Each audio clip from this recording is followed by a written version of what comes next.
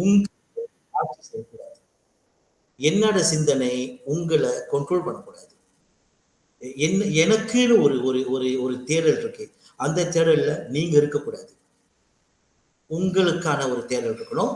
உங்களுக்கான ஒரு ஒரு ஒரு ஒரு வட்டம் இருக்கணும். உங்களுக்கான ஒரு வாழ்க்கை இருக்கணும். உங்களுக்கான ஒரு எண்ணம் இருக்கணும். அதை நீங்க உருவாக்கணும். சொல்லிட்டு எதிரா சொல்றதா அவர் சொல்றாரு. சொன்னதை எல்லாம் திரும்ப எடுத்துக்கொள்ளும். சோ பாருங்க, அதுல வந்து என்னை விட வருந்துபவர் எவரும் இல்லை. அந்த 2வது கண்ணியை நீங்க பாத்தீங்களா?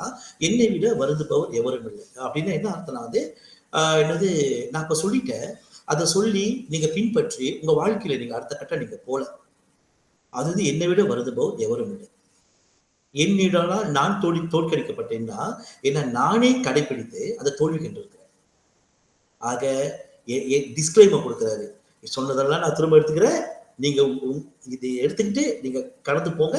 நீங்க உங்க வாழ்க்கையை நீங்க பாருங்க. உங்களுக்கான தேடல்ல நீங்க போங்கன்னு சொல்லிட்டு இந்த கவிதை வந்து அர்த்தம் சொல்வதாக நான் பார்க்கிறேன். இதை வந்து சரிங்களா? பேசுவோம். அடுத்தது இளம் கவிஞர்களுக்கு உங்களை மாதிரி ஓகே. ஓ, அவரு அன்பரசன். அது வந்து சரி. டீச்சர் வாசிக்க முடியுமா? ஜமுனா சரி டீச்சர். வாசிக்கிறேன் சார். ஓகே. இளம் கவிஞர்களுக்கு எழுதுங்கள் உங்கள் மனம் போல. உங்களுக்கு பிடித்த எந்த பாணியிலும் இதுவரை ஒரே பாதைதான் சரியானது என்று நம்பியதில் நிறைய நடந்துவிட்டது. ஒரே இரத்த ஆறு. கவிதையில் எல்லாமே அனுமதிக்கப்படுகிறது. ஆனால் ஒரு நிபந்தனை. வெற்றுத்தாளை நீங்கள் மேம்படுத்தியே ஆக வேண்டும். ஓகே. இது நம்மளுக்கு டைரக்டா இருக்கு பாருங்க. இளம் கவிஞர்களுக்குன்றது வந்து சரிங்களா? இது இது எப்படி நம்ம எதிர் கவிதையா நம்ம பார்க்கறதுன்ட்டு சரிங்களா? நம்ம வந்து மூத்த கவிஞர்களை பத்தி பின்பற்றி தான் நம்ம வரோம். கண்ணதாசன் சொன்னாரு, ஓகேயா, இவர் சொன்னாரு, வைரமுத்து சொன்னாருன்னு சொல்லிட்டு அவர்கள் பாணியில தான் நம்ம வந்து பின்பற்றோம். இதுதான் எதிர் கவிதையா. இளம் கவிஞர்கள் மட்டும் தான் அவர் சொல்றாரு. இப்ப என்னை மாதிரி வயசானவங்களாம் நீ கேட்காதீங்கன்றாரு. உங்களுக்கு உங்க உங்க ஸ்டைலை நீங்க ஃபாலோ பண்ணணும். இளம் கவிஞர்களை நீங்க வற்புறுத்தாதீங்கன்றாங்க. பாருங்க, எழுதுகள் உங்கள் மனம் போலேன்ட்டு.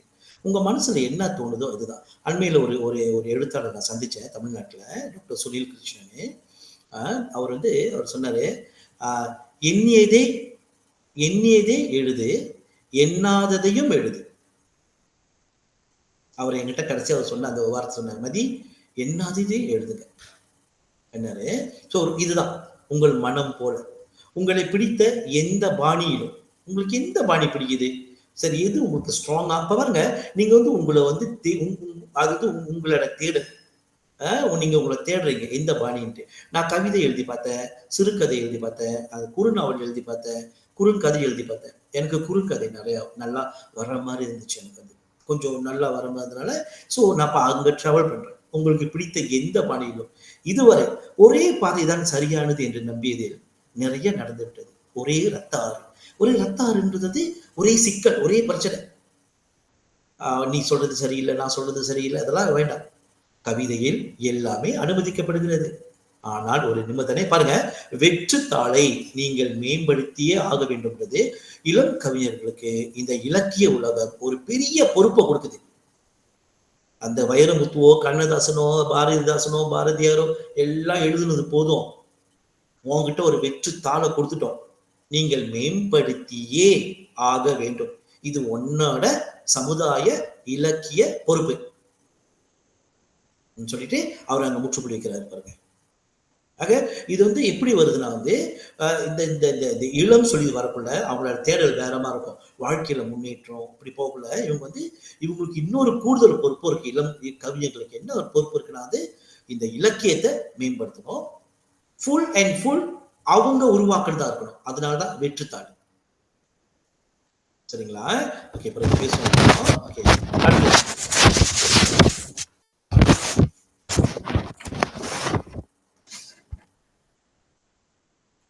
ஹோலோகாஸ்ட் நான் படிக்கிறேன். டீச்சர் வந்திருக்காங்க, விக்னேஷ் டீச்சர் வந்திருக்காங்க. எப்படி வாசிக்க சொல்லாம இருக்குது டீச்சர்?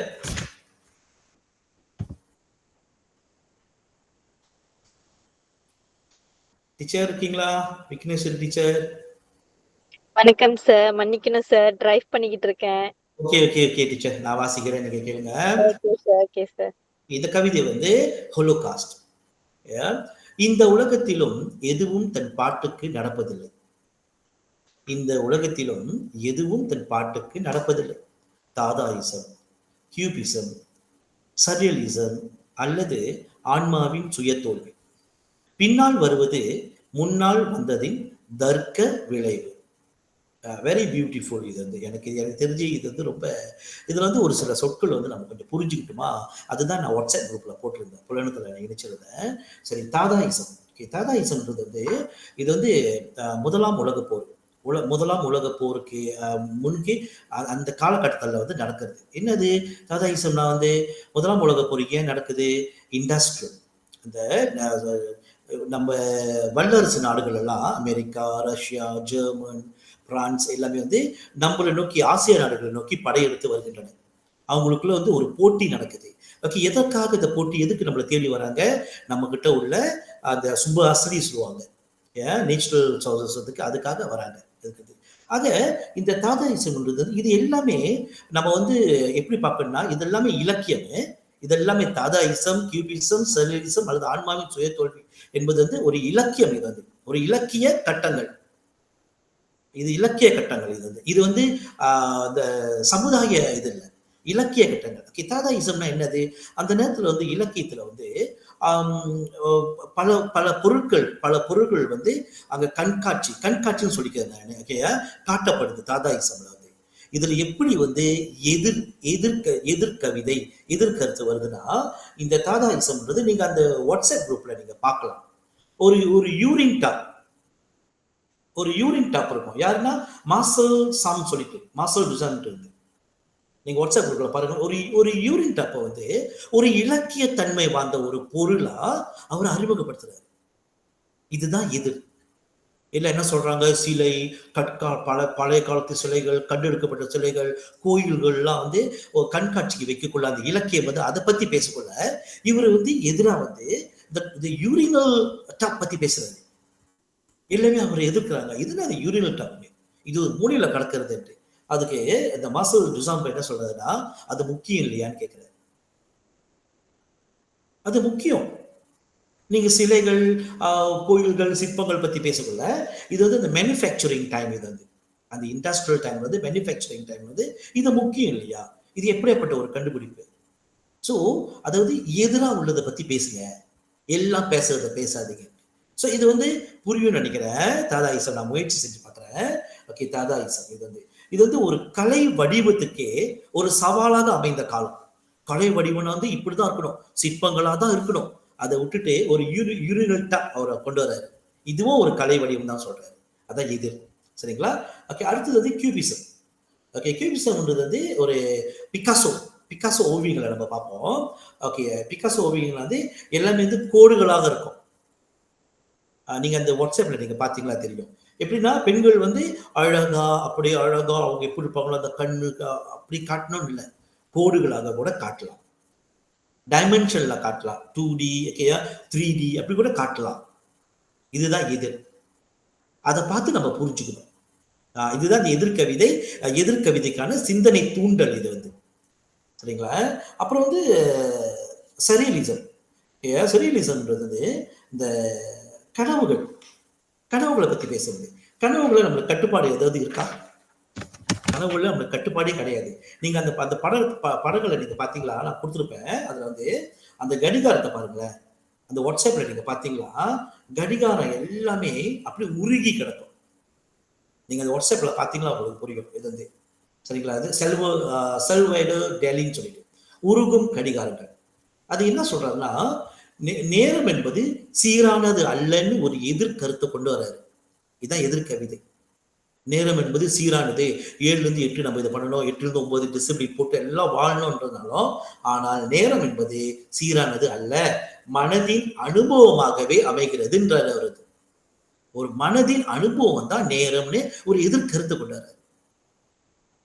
இப்போ ஒரு சிலர் பாருங்க, நம்ம 1 மணி நேரம் புத்தகத்தையே படிச்சுட்டு இருந்திருப்போம், ஆனா புரியாது. மனதுக்கு அங்க அனுபவம் கிடைக்கல. சோ இதுதான் அந்த எதிர்வாதத்தை கொண்டு வர்றாரு. எதிர்கவிதைகள் உருவாக்குறதுக்கான காலகட்டமா இருக்கு. அப்புறம் இந்த வெரி இன்ட்ரெஸ்டிங் ஆன்மாவின் சுய தோல்வி. இந்த ஆன்மாவின் சுய தோல்வி எப்படின்னா, நம்மலாம் ஒரு சிலர் நம்ம பார்த்திருப்போம். நம்ம வாழ்க்கையில ஒரு காலகட்டம் நம்ம எல்லாமே சந்திச்சிருப்போம்னு நினைக்கிறேன். எப்படின்னா, எல்லா திறமையும் இருக்கும், அறிவா இருப்போம், எல்லாமே இருக்கும், நம்மளுக்கு வாய்ப்பு கிடைக்காது. நம்ம நம்ம பின்னால தள்ளப்படுவோம். நமக்கு வாய்ப்பு இல்லாத நம்ம தகுதி இல்லைன்னு நினைக்கிறதெல்லாம் முன்னுக்கு போயிட்டு இருப்பாங்க. எல்லாத்துக்கும் கேட் திறந்திருக்கும், நமக்கு கேட் பூட்டி இருக்கும். அந்த கேட்டை அடிச்சு உடைக்கக்குள்ள அந்த ஹேமம் உடைஞ்சிரும். நம்ம எல்லாத்துக்கும் இந்த வாழ்க்கையில் நம்ம ஒன்று உறவுகள்லையோ வாழ்க்கை போற இடத்துல நம்ம சந்திச்சிருப்போம். அதான் இது எதுதான் சொல்றாங்கன்னா, நம்ம கேட்டிருக்கோம், ஏன் கடவுளை எனக்கு மட்டும் எப்படின்ட்டு. இதுதான் சொல்றாங்க ஆன்மாவின் சுய தோல்வி. அதாவது ஆன்மா நம்ம உடலை இந்த பிறப்பு எடுக்கக்குள்ள ஒரு தோல்வி அடைந்த ஆன்மா, இதுக்கு முன்னுக்குள்ள பிறப்புகள்ல தோல்வி அடைந்த ஆன்மா நம்ம உடல்ல வாழுதுன்னு சொல்றாங்க. அதனாலதான் இந்த மாதிரி ஒரு சிலர் நம்ம பார்ப்போம், அவர் எப்படி இருக்க வேண்டிய ஆள் தெரியுமா நம்ம சொல்லியிருப்போம். இதுதான் ஆன்மாவின் சுய தோல்வியா. அவங்க எதுக்கு வாழ்றாங்க, ஒரு அடையாளம் இல்லை, ஒரு உயிரின் அர்த்தம் இருக்காது அவங்களுக்கு. தனிமை. நம்ம பைத்தியக்காரர்கள், நம்ம இந்த மனநிலை பாதிக்கப்பட்டவங்க நம்ம ரோட்டோர நம்ம பார்ப்போம், உடையெல்லாம் விலகி இருக்கும், அவங்களுக்கு தெரியாது. சரிங்களா? ஓகே. சோ நம்ம அவங்கள பார்ப்போம். அதெல்லாம் ஆன்மாவின் சுய தோல்வியை நம்ம அதுல பார்க்கலாம். சோ அவங்களே பாருங்க, அவங்களையும் எழுதுங்க, அவங்க வாங்க சொல்றது அந்த எதிர்கவிதைக்கான ஒரு ஒரு ஒரு வழியா அமையுது. சரிங்களா? ஆக இது எல்லாம் சொல்லிக்க என்ன சொல்றதுன்னா, பின்னால் வருவது முன்னால் வந்ததின் தர்க்க விளைவு. ஒன்னொன்னுக்கும் ஒவ்வொரு இலக்கியத்துக்கும் உள்ள போராட்டம், சிக்கல் தான் வாழ்க்கையில அடுத்தடுத்தான நிலையை உண்டாக்குது. இதை என்னைய பார்வையில் இதை நம்ம கர்மாவா நம்ம பார்க்கிறோம். நம்ம கர்மான்றது எங்க அப்பா தப்பு பண்ணாரு, எங்க தாத்தா தப்பு பண்ணாரு, எனக்கு இது நடக்குதுன்னு பாக்குறோம். இது இலக்கியத்துல உள்ள சிக்கல்கள் இது. ஆக ஒரு இலக்கியத்தன்மை மாறுதுன்னா, இலக்கியத்தன்மை முன்னேறுதுன்னா, இலக்கியத்தன்மை கீழே போகுதுன்னா, இது எல்லாமே இதுக்கு முன்னுக்கு உருவான இலக்கிய சிந்தனைகள் தான் காரணம்னு சொல்றாங்க. ஓகேங்களா? ட்ரை பண்ணிருக்கேன், பாப்போம் எப்படின்ட்டு. ஓகே, அடுத்தது கடைசியாக கோப்பையை உயர்த்துகிறேன். வாசிங்களேன், தொண்டை வலிக்குது.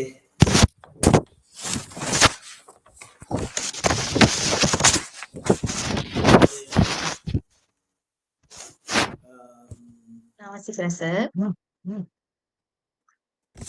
கடைசியாக கோப்பையை உயர்த்துகிறேன். விரும்புகிறோமோ இல்லையோ, நமக்கு 3 வாய்ப்புகளே தரப்பட்டிருக்கின்றன. கடந்த காலம், நிகழ்காலம், எதிர்காலம். 3 கூட இல்லை. ஏனெனில் தத்துவவாதி நம்மிடம் சொல்கிறார், கடந்த காலம் கடந்து விட்டது, நினைவில் மட்டுமே நம்முடையதாக உள்ளது. இதழ்கள் களையப்பட்ட ரோஜாவிடமிருந்து இன்னொரு இதழை எடுக்க முடியாது.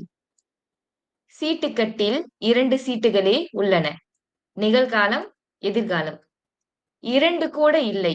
ஏனெனில் எல்லோருக்கும் தெரியும், நிகழ்காலம் என்ற ஒன்று அது கடந்த காலமாக மாறுகிற வழியில் அன்றி இல்லை என்று. மேலும் அது கடந்து விட்டது, இளமையைப் போல. வளர்த்துவானேன், நம்மிடம் எதிர்காலம் மட்டுமே உள்ளது. என் கோப்பையை உயர்த்துகிறேன், எப்போதும் வராத அந்த நாளுக்காக. எனினும் நம் கட்டுப்பாட்டில் இருக்கும் அந்த ஒன்றே ஒன்றுக்காக. இது எப்படி நான் பாக்குறேன்னா, ஒரு ஒரு மோட்டிவேஷன், ஒரு மோட்டிவேஷன். இது எதுக்குன்னா நம்மளுக்கு இது எப்படி எதிர்கவிதையா நம்ம பார்க்கலாம். நீங்க முதல் கண்ணியை நீங்க பாத்தீங்களா, நமக்கு 3 வாய்ப்புகளே தரப்பட்டிருக்கின்றன. கடந்த காலம், நிகழ்காலம், எதிர்காலம் சொல்லிட்டு ஒரு ஒரு ஒரு ஒரு நம்மளுக்கு கொடுத்துட்டாங்க. இதுதான் இந்த கவிஞர் எதிர்க்கிறாரு. எப்படின்னா, அதெல்லாம் கிடையாது, கடந்த காலம் கடந்து விட்டது, அதை நீ கணக்குல வைக்க கூடாதுன்றாரு. அதை நீ கணக்குல வைக்காத. சரிங்களா? நினைவில் மட்டுமே நம்முடையதாக உள்ளது. இதழ்கள் களையப்பட்ட ரோஜாவிடமிருந்து இன்னொரு இதழை எடுக்க முடியாது. அவர் அந்த டஸ் மேக் சயின்ஸ் ஒரு ஒரு ஒரு ஒரு சிந்திக்கிறது. நீ அதை வச்சு என்ன பண்ண போற? அது வேண்டாம். இந்த இந்த பழைய வாழ்க்கை, இந்த 3 காலங்கள் இருக்குன்னு வேண்டாம். வேண்டாம். ஓகே. நிகழ்காலம் என்ற ஒன்று 1, 2, 4வதுல பாருங்க. 2 கூட இல்லை. ஏனெனில் எல்லோருக்கும் தெரியும். நிகழ்காலம் என்ற ஒன்று அது கடந்த காலமாக மாறுகிற வழியில் அன்றி இல்லை என்று. மேலும் அது கடந்து விட்டது இளமையை போல. அவர் என்ன சொல்றாரு? 3ல கடந்த காலம் இல்ல, நிகழ்காலம் கூட இல்லடா. நீ இப்படி கடந்து போறது உன் இளமையை போல டக்குன்னு கடந்துருவ. உனக்கு ஒன்னே ஒண்ணுதான் இருக்கு, எதிர்காலம் மட்டுமே உள்ளது. இதுதான் அந்த பழமையான கவிதையை அவரு எதிர்கவிதையா வைக்கிறார். என் கோப்பையை உயர்த்துகிறேன், நான் ரெடியா இருக்கேன் எப்போதும் வராத அந்த நாளுக்காக, எனினும் நம் கட்டுப்பாட்டில் இருக்கும் அந்த ஒன்றுக்காக. நாளை என்பது நமது கட்டுப்பாட்டில். இப்ப எப்படி நான் சொல்றேன்னா, நமக்கு நம்ம சொல்லுவோம், இந்த நிமிஷம் தூங்குவோம், நாளைக்கு எழுஞ்சி பார்த்தா இருக்க மாட்டோம். எதிர்காலம் நம்முடையது இல்லைன்னு சொல்லுவோம். எது வேணாலும் நடக்கும், இருக்கிற நிமிஷம் சந்தோஷமா இருக்குன்னு சொல்லிட்டு நம்ம ஒரு கான்செப்ட் கொண்டு வரோம். ஆனா இவர் அதை எதிர்க்கிறார். கிடையாது, எதிர்காலம் என்பது உனது கட்டுப்பாட்டில் தான் இருக்கு. ஏன்னா அது ஒன்று மட்டும்தான் உங்ககிட்ட இருக்கு. இது எப்படின்னா, நம்ம யாரோ ஒரு கவிதையை படிக்கக்குள்ள இருந்துச்சு. நாளைக்கு எழுந்திருப்போமா இல்லைன்னு சொல்லி தெரியாது, ஆனா அலாம் நம்ம செட் பண்ணியிருப்போம். பாருங்களா? ஸோ எனக்கு அதுதான் ஞாபகம் வந்துச்சு. எப்படின்னா, ஏன்னா நம்ம நம்புறோம் எதிர்காலம், நாளைக்கு நம்ம எதிர்ப்போம், நாளைக்கு நம்ம இங்க போவோம், இந்த வேலையை செய்வோம், நம்ம கட்டுப்பாட்டில் கொண்டு வரதுக்கு தான் அந்த அலாம் கிளாக் நினைக்கிறேன். ஆக இந்த எதிர்கவிதை என்பது இதுதான். நான் மொத்தம் 5 தான் கொண்டு வந்தேன், ஏன்னா அந்த டைம் சொல்லிட்டு. ஸோ அவ்வளவுதான். ஓகே.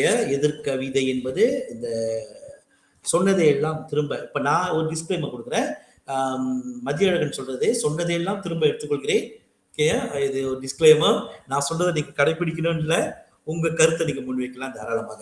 உங்களுக்கு பிடிச்ச ஒரு கவிதையை பத்தி பேசலாம், எதிர்கவிதையை பத்தி பேசலாம், உங்க கருத்தை சொல்லலாம். ஓகே, விடைபெறுகிறேன். தற்காலிகமாக விடைபெறுகிறேன். நன்றி, வணக்கம். பேசலாம் நீங்க. கருத்துக்களை கூற அடுத்து யாரேனும் கருத்துக்கள் இருக்கின்றதுனா சொல்லலாம். Vicky teacher, Malathi teacher.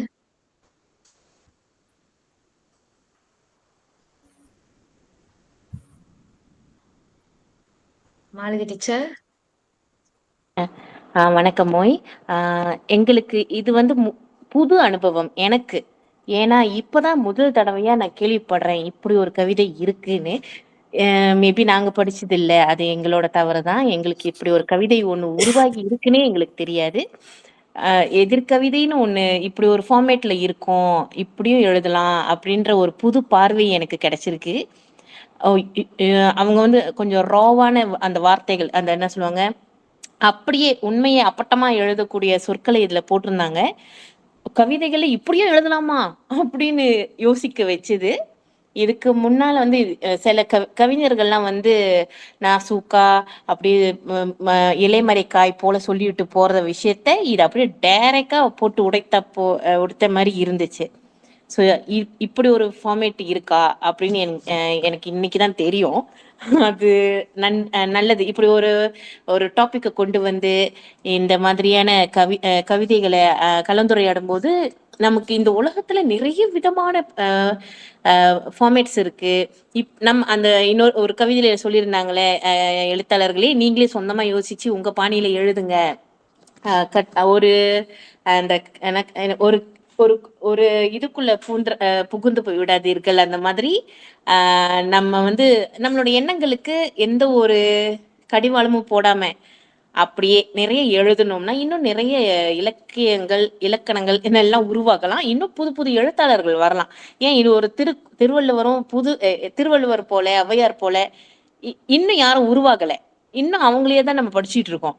அவங்கள போல் இன்னும் யாரும் இப்ப இன்ன வரைக்கும் திருவள்ளுவரை தான் சொல்லிட்டு இருக்கோம். நம்மளோட ஏதாவது ஒண்ணு எதிர்காலத்துல பிள்ளைங்க இப்படி ஒருத்தவங்க வாழ்ந்தாங்க அப்படின்னு சொல்லி வர்ற அளவுக்கு இன்னும் யாரும் வரல. ஸோ அவங்களோட இதை யாராச்சும் உடைக்க முடியாதா அப்படின்னு நான் யோசிக்கிறேன். சில நேரங்களில் நாங்களும் யோசிப்போம், ஏன் அவங்க மட்டும்தான் இருக்காங்க இன்ன வரைக்கும் அப்படின்ட்டு. ஸோ அதே மாதிரிதான் நம்மளும் முயற்சி செய்யலாம் இன்னும் நிறைய. ஏன்னா எல்லாரும் எழுதும் போதே நம்ம நீ தப்பு தப்பா எழுதுறேன்னு சொல்லி சொல்லி எல்லாரையும் கட்டுப்படுத்திடுறாங்களோ என்னவோ. நம்மளுடைய மாணவர்கள் இப்ப என்னோட மாணவர்கள்ட்ட நான் எழுத சொல்லி நான் வந்து ஊக்குவிப்பேன். ஸோ இனிமேலும் ஐயா உங்களுக்கு என்ன தோணுது எழுந்து தள்ளுங்கடா அந்த மாதிரி நாங்க சொல்லிக்கிட்டு தான் இருப்போம். ஆனா இதே மாதிரி இதை மாதிரியும் எழுதலாம் அப்படின்ற ஒரு ஐடியா நமக்கு கிடைச்சிருக்கு. நன்றி. ஐயாவும் நல்லா விளக்குனாரு. எங்களுக்கு இப்படியும் பார்க்கலாமா, இப்படியும் இப்படி ஒரு அர்த்தம் இருக்குமா இதுல அப்படின்னு எங்களுக்கு தோன்றியது. நன்றி ஐயா. நன்றி அம்மா. கருத்துக்களை பகிர்ந்த ஆசிரியருக்கு நன்றி. அடுத்து விக்கி டீச்சர், உங்க கருத்துக்களை பகிரலாமா?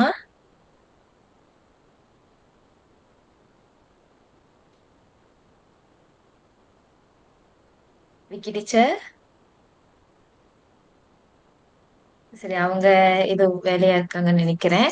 சரி, மற்றவர் வேற யாராவது குழுவில் உள்ள வேற யாராவது இன்னும் கருத்துக்கள் தெரிவிக்க போகிறதா இருந்தா கருத்துக்களை தெரிவிக்கலாம். அதே நேரத்துல நான் என்னோட பார்வையை பற்றியும் இந்த கவிதையை பத்தி சொல்லிக்கிறேன் கொஞ்சம் ஐயா. ஆஹ்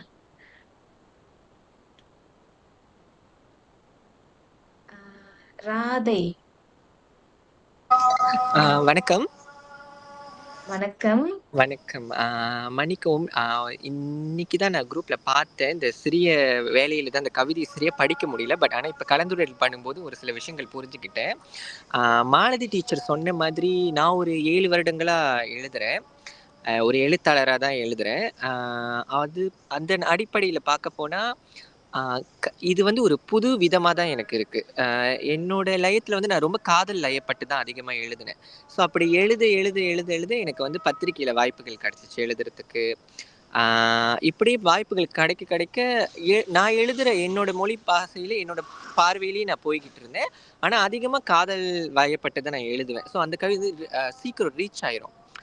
எல்லாத்துக்கிட்டையும் ரொம்ப பிடிச்சிரும். எல்லாத்தையும் நிறைய வரவேற்பு கிடைச்சிச்சு. அதுவும் இல்லாமல் நான் எழுதுகிற எழுத்துக்கள் வந்துட்டு அந்த சம்பவம் வந்து என் வாழ்க்கையில் நடந்ததாக தான் இருக்கும். ஸோ நடந்த மாதிரியான ஒரு கற்பனையில் எழுதும்போது இப்படியும் ஒரு புதுவித கவிதைகள் இருக்கு அப்படிங்கிறது நான் இன்னைக்கு தான் என் வாழ்க்கையில் தெரியும். 7 வருடத்துக்கு அப்புறம் நான் இதை உணர்றேன். இது ஒரு புது விதமாக இருக்குது. இப்படியும் கொண்டு போகலாம், கான்செப்ட் இருக்குது அப்படின்னு. ஸோ நம்ம இவ்வளோ காலமாக நான் வந்து காதல், என்ன சார்ந்த விஷயங்கள், சுற்றி உள்ள விஷயங்கள் இதையும் எழுதிக்கிட்டு இருக்கும்போது ஒரு புது விதமாக இங்கே ஒரு இருக்குது அப்படிங்கிறது இதில் நான் புரிஞ்சுக்கிட்டேன். ஸோ இந்த பயனுள்ள தகவல் கிடைச்சதுக்கு மிக்க நன்றி. இன்னும் மேலும் புதுவிதமாக எழுதுறதுக்கு இது எனக்கு ஒரு வாய்ப்பு. கருத்துக்களை பகிர்ந்ததற்கு நன்றி. எனக்குமே இந்த கருத்து தான் இருந்தது மதி சார். அதாவது வந்து ரொம்ப வித்தியாசமான ஒரு கவிதை. அதுலயும் அந்த முதல் கவிதை வந்து ஆஹ் இந்த முட்டாள்களின் சொர்க்கமாக கவிதை இருந்தது அப்படின்னு இருந்தது இல்லையா? அது உண்மையாவே வந்துட்டு சற்று அப்படியே நம்மள வந்து அரைந்து சொன்ன மாதிரியே இருந்தது அந்த கருத்து நல்லா. ஏன்னா நம்ம எப்பயுமே வந்துட்டு எழுத்துக்களை வந்து என்னன்னு பார்ப்போம்னா, மற்றவர்களை புண்படாத மாதிரி எந்த சமூகத்தினரும் சரி, எந்த ஒரு மக்களையும் சிறு அளவிலையும் காயப்படுத்திடக் கூடாது அப்படின்னு நம்ம எழுத்துக்கள்ல பெரும்பாலும் யோசிப்போம். இது நம்ம இந்த வார்த்தை பயன்பாடு சரியா இருக்கா, இதை யாராவது காயப்படுத்திடுமா அப்படின்ற மாதிரி யோசிப்போம். ஆனா வந்துட்டு இங்க சொல்லியிருக்கிறத வந்து நமக்கு உண்மையிலே நம்மள அரைந்து சொல்ற மாதிரியே இருக்கு. நீ சொல்றது அவங்கள மனசுல ஆழமா போய் பதியிற மாதிரி இருக்கணும். அதுல என்ன அந்த இனிமையான சொற்கள், மத்தவங்க மனச காயப்படாத மாதிரி சொற்கள் அதெல்லாம் எதற்கு? அதெல்லாம் தவிர்த்துட்டு சொல்றத அப்படியே சொன்னா அவங்களுக்கு அது நல்லாவே இன்னும் ஆழமா மனசுல பதியும் அப்படின்ற மாதிரி அந்த வரிகள் வந்து ரொம்ப அருமையா இருந்தது மதி சார். இப்படிப்பட்ட ஒரு கவிதையை எங்களுக்கு அறிமுகப்படுத்தின உங்களுக்கு ரொம்ப நன்றி.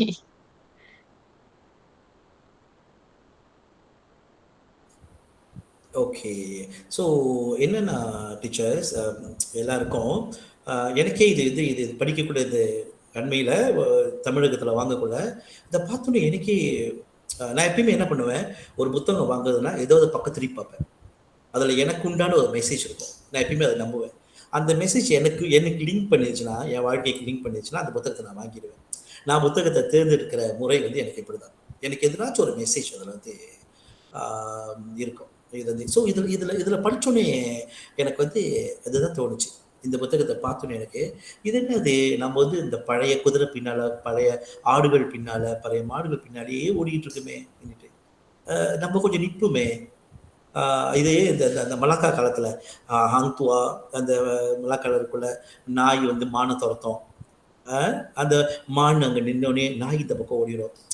அங்கேயே இருக்கு போல இந்த எதிர்கவிதைகள், அங்கிருந்து தோன்றி இருக்கு போல. சரிங்களா? நம்ம நம்ம ஆழமா சிந்திச்சோமா இது வந்து ஆக்சுவலி எனக்கு இதுவும் அந்த அந்த யூரின் டக் வச்சு அவர் வந்து இந்த சோசியலிசம் பத்தி பேசுனதும் எனக்கு அது ரொம்ப பிடிச்சிருந்துச்சு. அதாவது யாரும் தொடாத, யாரும் போகாத ஒரு இடத்துக்கு இந்த எதிர்கவிதைகள் போய் உட்காந்துருக்க சொல்லி நான் நினைக்கிறேன். நம்ம அங்கேருந்து நம்ம புறப்படணும்னு நினைக்கிறேன். நம்ம என்ன பண்றோம், நம்ம சொன்ன மாதிரி டீச்சர் சொன்ன மாதிரி நம்மளுக்கு தெரிஞ்ச அறிவா அந்த கவிஞர்களையே நம்ம நம்ம பிடிச்சுக்கிட்டு அந்த வழியிலேயே தான் நம்ம போறோம். இதுலேயே தான் போறோம். அண்மையில் என் கூட பணிபுரிகிற ஆசிரியர் ஒருத்தர் மாணவர்களுக்கு வந்து பாடம் பகுதிக்குள்ள வந்து எங்கள் அப்பா எங்கள் அப்பா அம்மாலாம் மரம் வெட்டினாங்க, அவ்வளோ கஷ்டப்பட்டு உழைச்சாங்க, ரப்பர் வந்து இந்த பால் வந்து ரத்தமாக அந்த மாதிரிலாம் வரைஞ்சி சொல்லி நாங்கள் படிக்கலைன்னா எங்களை அந்த அடி அடிப்பாங்க, உரிச்சு தள்ளிடுவாங்கன்ட்டு.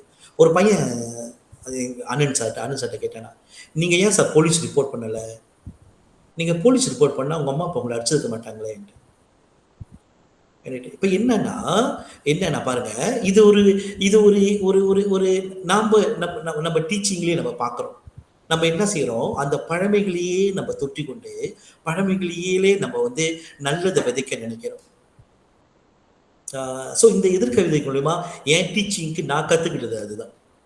என்னன்னா start from something new, something which அந்த அப்ட்ராக்ட் அந்த மாதிரி ஒரு விஷயத்துலேருந்து வந்தாலும் நல்லா இருக்குமோன்னு சொல்லி எனக்கு தோணுது எனக்கு அது. ஆனால் இது ரொம்ப கஷ்டமானது. இன்னொன்று இது பெரிய சிக்கல் என்னன்னா, ஏன்னா அதை பற்றி நான் படிச்சுக்கிட்டு இருந்தேன், நிறைய எதிர்ப்புகள் வரும். ஜமுனா டீச்சர் எப்படி இந்த வார்த்தையை பயன்படுத்தலாம், ஒரு ஆசிரியர் எப்படி இந்த வார்த்தையை சொல்லலாம், மாலதி டீச்சர் எப்படி இந்த ஒரு கருத்தை முன்வைக்கலாம், ஏன் அவங்க வீட்டில் யாரும் இப்படிலாம் இந்த எதிர்ப்பு சிக்கல் வந்து நிறைய இருக்கு இதில் வந்து. அதுக்கும் நம்ம வந்து மென்டலி நம்ம தயாராகணும்னு சொல்லி நான் நினைக்கிறேன். இது வந்து அண்மையில் டாக்டர் சுனில் கிருஷ்ணன் நான் பேசிட்டு இருக்குள்ள என்னது ஒரு விஷயத்தை நான் கற்றுக்கிட்டேன். என்னன்னா, நம்ம கவிதை நம்ம படைப்பு எல்லாமே தமிழ்நாட்டோட நம்ம நிறைய ஒப்பிடுறோம். தமிழ் படம் பாரு எப்படி இருக்கு, விஜய் சேதுபதி எப்படி நடிச்சா பாருன்ட்டு. மலேசியாவில் அந்த அளவுக்கு இல்லை. நம்ம எப்பயுமே நிறைய நம்ம கவிதைகளை சினிமா கவிதைகளை கூட ஒப்பிடுவோம். நம்ம கவிதைகள் நல்லா இருக்கா, நம்மளுக்கே சந்தைகள் எழுந்துக்கிட்டே இருக்கும். அதுக்கு அவர் ஒரு விளக்கம் கொடுத்தாரு, ஒரு நல்ல விளக்கம், இது எல்லாத்துக்கும் பொருந்தும்னு நினைக்கிறேன். என்னன்னா, நாங்கள் எங்கள் தமிழ்நாட்டில் எழுதுறவங்க 10 லட்சம் பேருட்டு இருக்கோம். நாங்கள் எங்களுக்குன்னு நாங்கள் பிரிச்சுக்கிட்டோம். ஃபேஸ்புக்கில் ஒரு ஆள் ஃபேமஸ், நாவல் ஒரு கவிதை தொகுப்புன்னு ஒரு ஆள் ஃபேமஸ், இன்ஸ்டாகிராமில் ஒரு குரூப் ஃபேமஸாக இருக்கும், பத்திரிக்கையில் எழுதுறதுக்குன்னு ஒரு குரூப் இருக்கும். மலேசியாவில் அப்படி இல்லை. எல்லாமே ஒரு கூடை, ஒரே ஒரு கூடை தான் இருக்கு. கவிதையோ புது கவிதையோ குறுங்கதையோ நாவலோ எல்லாத்தையும் நீங்க ஒரு இடத்துல தான் நீங்க கொட்டி ஆகணும். ஏன்னா உங்களுக்கு அரசாங்கத்தின் சப்போர்ட் இல்லை எழுதுறதுக்கு. ஆக நீங்க வந்து முதல்ல வந்து நீங்க உங்களோட என் கவிதை நல்லா இருக்கா, இது சரியா வருமா, அங்க சந்தம் யூஸ் பண்ணி அழகா சொல்லியிருக்காங்களே நம்ம யூஸ் பண்ணலையேன்ட்டு எந்த ஒரு இதோ நீங்க வந்து சிந்திக்காதீங்க மதி சார். என்ன தோணுதோ அது எழுதுங்க. அதுதான் அந்த எதிர்கவிதை நினைக்கிறேன். என்னோட நல்லா இருக்கான்னு நீங்க யோசிக்காதீங்க, எழுதுங்க என்று சொல்லிட்டு சொன்னாரு. ஒரு நல்ல ஒரு தகவலா இருந்துச்சு. நம்மளே தயங்குவோம்ல, நம்ம கவிதை இந்த வார்த்தை போடலாமா அந்த வார்த்தை போடலாமான்ட்டு போடலாம். சரிங்களா? ஓகே. ஸோ எல்லாம் பேசி முடிச்சுட்டோம்னு நினைக்கிறேன். பேசி முடிச்சுட்டேன்னு நினைக்கிறேன். ஸோ முடிக்கிறதுனா முடிச்சிடலாம். வேற யாராவது ஏதாவது கருத்துக்கள் தெரிவிக்கணுமா? இல்லை என்றால் நம்மளோட கலந்துரையாடலை முடித்துக் கொள்ளலாம். சரி, இன்று வந்து அருமையாக நமக்கு கவிதை, ஒரு புது வகையான ஒரு கவிதையை நமக்கு அறிமுகம் செய்து அதை சிறப்பாகவும் தெளிவாகவும் நமக்கு விளக்கிய ஆசிரியர் திரு மதிசாருக்கு மிக்க நன்றி. இன்று கவி மூன்றிலே கலந்து கொண்ட அனைவருக்கும் எனது நன்றி. மீண்டும் அடுத்த கவி மூன்றிலே நாம் கலந்து கொள்வோம், சந்திப்போம். நன்றி வணக்கம் அனைவருக்கும். நன்றி வணக்கம். நன்றி டீச்சர். நன்றி டீச்சர்.